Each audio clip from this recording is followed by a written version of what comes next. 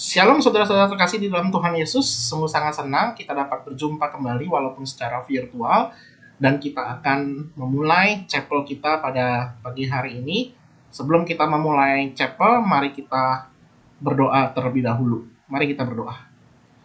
Tuhan Yesus, kiranya Engkau yang boleh dapat menolong untuk jalannya chapel pada pagi hari ini ya Tuhan. Agar kami boleh dapat memuji Tuhan, agar kami boleh dapat mendengarkan firman-Mu. Kiranya setiap apa yang kami lakukan ya Tuhan, baik ketika kami memuji Tuhan ataupun mendengarkan firman Tuhan, itu sungguh-sungguh boleh menjadi berkat di dalam kehidupan kami. Terima kasih Tuhan, kami siap untuk memulai chapel kami pada pagi hari ini. Di dalam nama Tuhan Yesus Kristus kami berdoa. Amin. Kita akan menaikkan pujian dan kita akan bernyanyi bersama dengan dibantu oleh video berikut ini.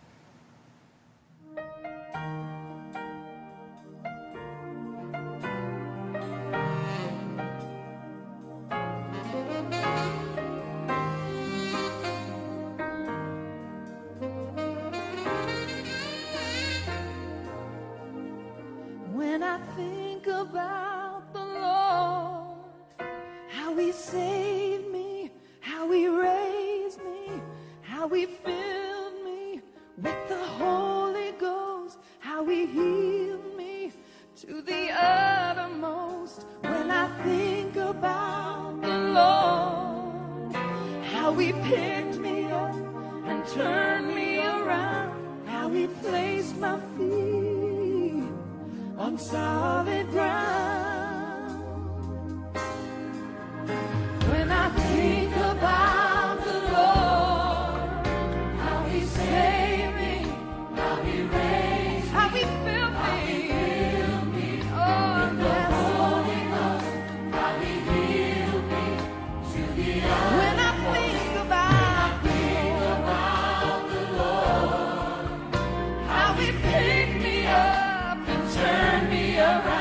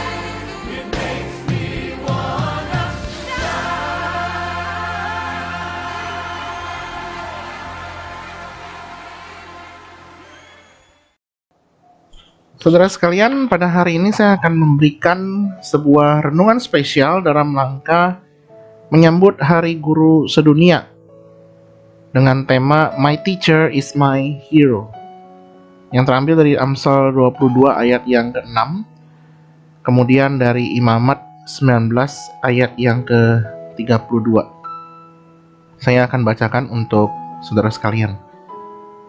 Amsal 22 ayat 6. Didiklah orang muda menurut jalan yang patut baginya, maka pada masa tuanya pun ia tidak akan menyimpang daripada jalan itu. Imamat 19 ayat 32 mengatakan, engkau harus bangun berdiri di hadapan orang ubanan, dan engkau harus menaruh hormat kepada orang yang tua, dan engkau harus takut akan Allahmu, akulah Tuhan. Di dalam kekristenan, sosok guru memiliki satu peran yang tidak dapat dipandang sebelah mata. Oleh karena gurulah yang dipercayakan oleh Allah untuk mendidik seorang murid dan untuk dapat mengenal serta menghidupi kebenaran. Mulai dari zaman Perjanjian Lama kita melihat semua nabi dan imam serta ahli kitab mengajarkan kebenaran dan menegur orang-orang yang telah salah jalan. Terlebih ketika kita sudah memasuki perjanjian baru, maka sosok guru yang baik itu nyata di dalam Tuhan Yesus Kristus, Sang Guru Agung kita. Guru yang baik tidak menelantarkan murid-muridnya. Ketika muridnya melakukan kesalahan, maka guru yang baik akan menegur dengan kasih. Ketika muridnya mengalami pergumulan, maka guru yang baik akan mendoakan mereka. Ketika muridnya belum cukup paham akan kebenaran, maka guru yang baik akan selalu siap memberikan pengajaran bagi mereka. Guru yang baik tidak sungkan untuk menegur muridnya yang melakukan kesalahan. Sekalipun seringkali guru itu disalah mengerti oleh para murid. Dan setelah disalah mengerti, maka tidak jarang juga guru digosipkan di belakang oleh banyak pihak. Maka tidaklah berlebihan ketika saya mengatakan bahwa menjadi guru tidaklah mudah.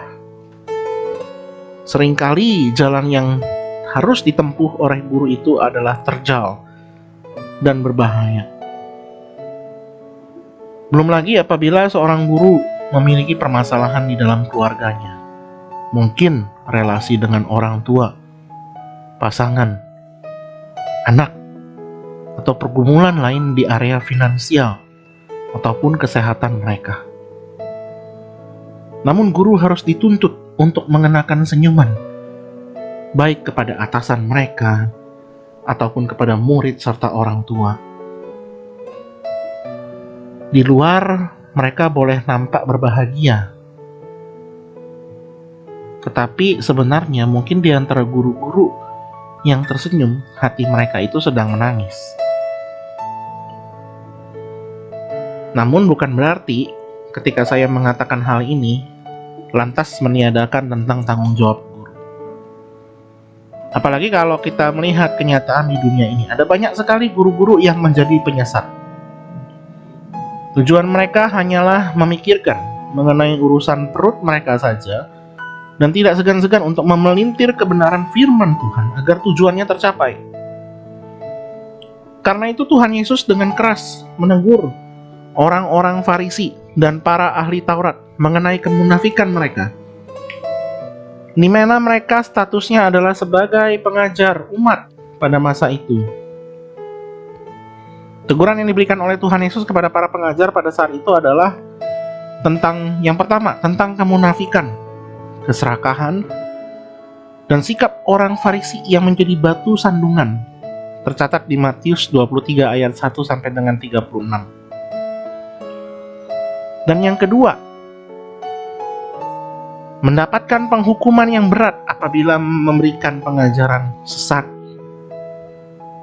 yaitu di Matius 18 ayat yang ke-6. Oleh sebab itu, menjalani panggilan sebagai guru haruslah disertai dengan hati yang murni. Di dalam kitab Yakobus pasal yang ketiga ayat yang pertama mengatakan, Saudara-saudaraku, janganlah banyak orang di antara kamu mau menjadi guru. Sebab kita tahu bahwa sebagai guru kita akan dihakimi menurut ukuran yang lebih berat. Yesus sendiri pun di dalam perjanjian baru sering dipanggil oleh banyak orang dengan sebutan guru.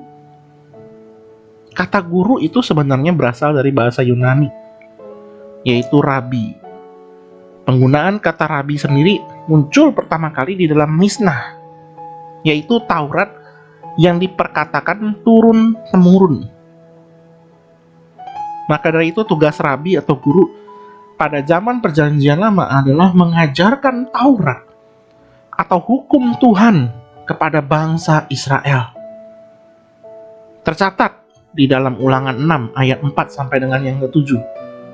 Mengatakan, dengarlah hai orang Israel, Tuhan itu Allah kita, Tuhan itu Esa. Kasihilah Tuhan Allahmu dengan segenap hatimu, dan dengan segenap jiwamu, dan dengan segenap kekuatanmu. Apa yang kuperintahkan kepadamu pada hari ini haruslah engkau perhatikan. Haruslah engkau mengajarkannya berulang-ulang kepada anak-anakmu, dan membicarakannya apabila engkau duduk di rumahmu, apabila engkau sedang dalam perjalanan, apabila engkau berbaring, dan apabila engkau bangun. Yesus sendiri pun sangat bertentangan terhadap orang Farisi dan ahli Taurat yang menyelewengkan firman Allah. Buktinya ada di dalam percakapan Matius 15 ayat 1 sampai dengan yang ketiga. Kemudian datanglah beberapa orang Farisi dan ahli Taurat dari Yerusalem kepada Yesus dan berkata, "Mengapa murid-muridmu melanggar adat istiadat nenek moyang kita? Mereka tidak membasuh tangan sebelum makan." Tetapi jawab Yesus kepada mereka, "Mengapa kamu pun melanggar perintah Allah demi adat istiadat nenek moyangmu?" Inilah sebabnya Yesus sangat marah terhadap pengajar-pengajar yang mengubah firman Tuhan dengan sembarangan dan memberikan makna yang lain sehingga orang menjauh dari Tuhan. Saudara-saudara terkasih, guru memang layak untuk mendapatkan penghormatan. Tetapi hanya guru yang hatinya terpaut kepada Allah dan yang mengajarkan kebenaran Allah. Memang di dalam Alkitab seorang guru dan hamba Tuhan itu tidak terpisahkan. Tetapi lambat laun seiring dengan perubahan zaman, guru dan hamba Tuhan itu menjadi terpisah. Hamba Tuhan memang bertugas mengajar selayaknya guru. Tetapi pada zaman sekarang cukup banyak guru yang tidak menjadi teladan yang benar. Baik hamba Tuhan maupun guru, kedua-duanya dapat salah karena manusia yang masih berada di dalam dunia ini adalah orang-orang yang berdosa. Maka dari itu seorang guru ataupun hamba Tuhan perlu memiliki kesediaan hati yang terbuka untuk menerima teguran ataupun koreksi dari banyak orang. Adalah orang yang sesat yang mengatakan bahwa pemimpin tidak boleh dikoreksi. Orang yang mengatakan pemimpin tidak boleh dikoreksi dan semua orang yang ada di bawah pemimpin itu harus tunduk seperti budak adalah selayaknya seperti orang-orang Farisi dan ahli Taurat yang menyelewengkan firman Tuhan. Semua manusia itu harus tunduk di bawah kaki Tuhan, harus berlutut di bawah kaki Yesus, bukan kaki manusia. Sama seperti Sadrak, Mesak, Abednego ataupun Mordekai. Ketika kaki seorang manusia yang hatinya sudah terpaut kepada Allah dan dia menggunakan kakinya untuk berlutut untuk Allah, ia tidak akan sudi lagi untuk berlutut di bawah kaki manusia. Saudara-saudara, saya pun dulu juga pernah muda. Saya banyak sekali merasakan pengalaman bahwa guru adalah seperti musuh. Merasa berbuat seenaknya kepada murid. Tetapi semakin seiring bertambah usia, saya semakin belajar bahwa guru pun harus kita doakan. Sebelum kita menegur orang tersebut adalah sebaiknya kita mendoakannya terlebih dahulu. Kemudian bagi guru-guru yang telah hidup di jalan Tuhan dan memberikan teladan yang baik, maka dari itu saya menghimbau kepada para murid, ucapkanlah terima kasih kepada guru kalian. Setidaknya berikan 1 atau 2 kata positif bagi guru kalian. Hal itu sangat berarti bagi guru-guru yang selama ini sudah berjuang dengan sepenuh hati untuk kalian. Pesan saya untuk semua guru yang mendengarkan renungan firman Tuhan hari ini. Sebelum mendidik, terimalah didikan dari Tuhan dengan hati yang sukacita. Dan teruslah menjadi saksi Kristus kemanapun engkau melangkah. Saya sangat suka dengan perkataan Pendeta Stephen Tong kepada semua hamba Tuhan, dan saya mau menyampaikan ini juga kepada guru-guru. Kalau kamu melayani di tempat yang tidak enak, banyak orang yang sulit, banyak orang yang menyebalkan, kamu diperbudak, kamu diperas, tetapi kamu tidak mendapatkan juga penghargaan yang setimpal. Jangan keluar. Ketika kamu sadar bahwa di dalam kesulitan pun saya masih mau terus lanjut untuk melayani Tuhan, disitulah sebenarnya kamu baru melayani Tuhan. Saya sadar memang tidak semua orang dipanggil oleh Tuhan, sekalipun profesi mereka itu adalah hamba Tuhan ataupun guru, tetapi kenyataannya di dalam lubuk hati mereka ada yang masih menjadi hamba dosa. Namun bagi setiap orang yang sungguh-sungguh mencintai Tuhan Yesus dari lubuk hatinya yang paling dalam, saya ingin mengatakan begini: berjuanglah terus untuk Tuhan. Jangan menyerah oleh karena keadaan. Tidak ada pelayanan yang enak. Kalau ada pelayanan yang enak, itu namanya bukan pelayanan. Itu pekerjaan duniawi. Teruslah berjuang bagi Tuhan sampai kita bertemu dengan Tuhan Yesus di surga. Kiranya renungan pada hari ini boleh dapat menjadi berkat bagi kita sekalian. Mari kita berdoa. Tuhan Yesus, kami sungguh mengucap syukur ya Tuhan untuk renungan singkat pada hari ini.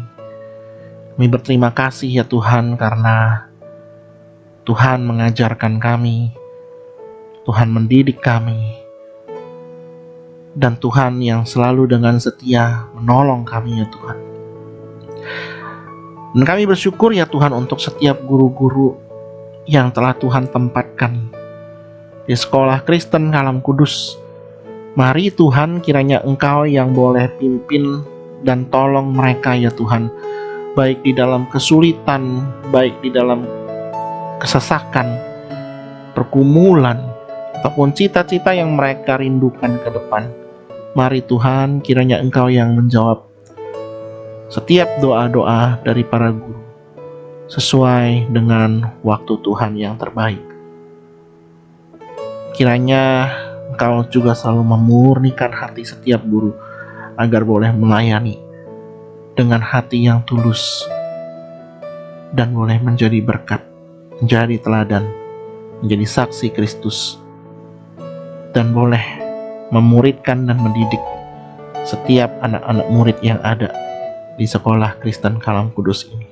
Terima kasih Tuhan untuk renungan pada hari ini. Di dalam nama Tuhan Yesus, hamba-Mu berdoa. Amin.